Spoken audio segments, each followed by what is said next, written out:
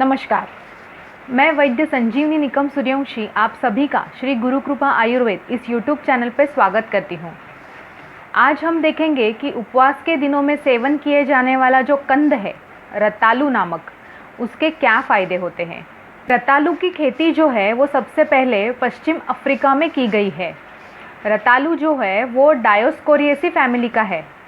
Africa और आशिया खंड में बहुत पुराने सालों से इसकी खेती की जाती है। दुनिया भर में सबसे अधिक सेवन करने वाले खाद्य पदार्थों में से ये एक है। दक्षिण अमेरिका, अफ्रीका, वेस्ट इंडीज़ और प्रशांत द्वीप समूह में इसे भोजन के रूप में उपयोग किया जाता है।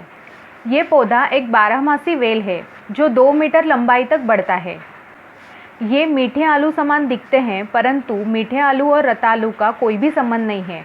इन दोनों में एक ही प्रमुख अंतर है। रतालू जो है वो आकार में बड़े और लंबे होते हैं और मीठे आलू जो है वो आकार में छोटे होते हैं।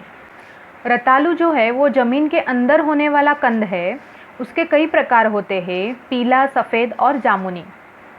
रतालू को याम फ्रूट कहा जाता है। उसकी पौष्टिकता को देखते हुए आयुर्वेद में उसे औषधि स्वरूप भी उपयोग किया जाता है। आमतौर पर रतालू को जो है वो फ्राई करके, उबालकर या फिर भूनकर खाया जाता है।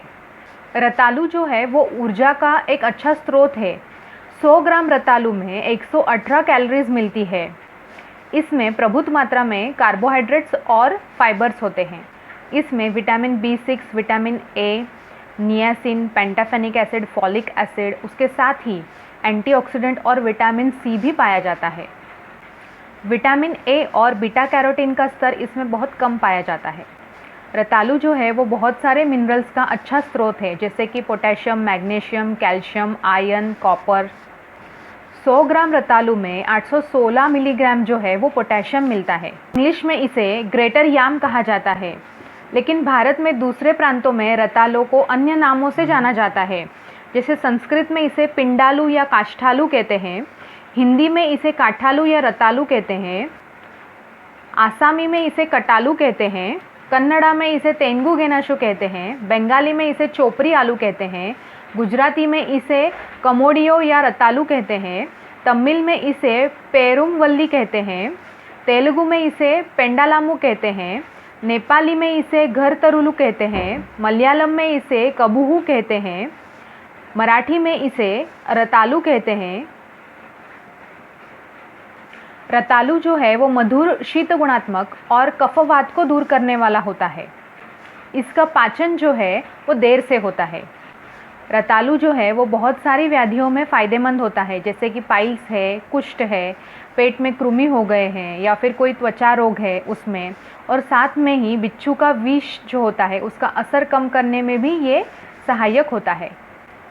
रतालू जो है वो बालों के लिए भी फ़ायदेमंद है और साथ में ही ये रेस्पिरेटरी सिस्टम से रिलेटेड जो कोई डिसीज़ होते हैं उसमें भी लाभदायक होता है। विशेषतः स्त्रियों में प्री मेंस्ट्रुअल सिंड्रोम जो होता है उसमें भी ये लाभदायक है। रतालू जो है वो शरीर में चयापचय क्रियाएं अच्छी होने के लिए सहायक होता है, यानी कि मेटाबॉलिक जो फंक्शंस होते हैं उनको सुधारने में मदद करता है, और साथ में ही शरीर में जो पोषक तत्व हैं उनका अवशोषण अच्छे से करने में सहायक होता है, यानी कि जो न्यूट्रिएंट्स है उनका एब्जॉर्प्शन अच्छा होता है। भोजन का ग्लाइसेमिक इंडेक्स जो होता है वो किसी भी व्यक्ति के रक्त शर्करा के स्तर पर भोजन के प्रभाव को दर्शाता है। रतालू का ग्लाइसेमिक इंडेक्स कम होने की वजह से शरीर में फास्ट ग्लूकोज एब्जॉर्प्शन नहीं होता है, इसीलिए साधारण शर्करा की तुलना में रतालू में जो शर्करा होती है उसका रक्त शर्करा में जो कन्वर्जन है वो धीमी गति से होता है। साधारण शर्करा की तुलना में रक्त शर्करा का स्तर जो है वो धीरे धीरे बढ़ता है, इसीलिए डायबिटीज़ के जो पेशेंट हैं वो भी रतालू का सेवन कर सकते हैं वैद्य की सलाह के अनुसार। रतालू में मौजूद जो फाइबर्स है वो कब्ज़ की शिकायत दूर करती है और ख़राब कोलेस्ट्रॉल भी कम करता है। इसमें पोटेशियम की अधिक मात्रा होने से वो पाचन में सहायक होता है और उचित मलत्याग के लिए पेट में मांसपेशी संकुचन को उत्तेजित करती है।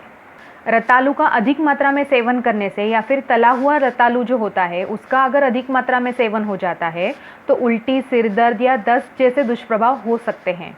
और कोई किडनी की बीमारी से ग्रस्त है या फिर किसी को किडनी स्टोन की बीमारी हुई है पहले, तो रतालू में ऑक्सैलेट की मात्रा ज़्यादा होती है, इसीलिए उसका सावधानी से सेवन करना चाहिए।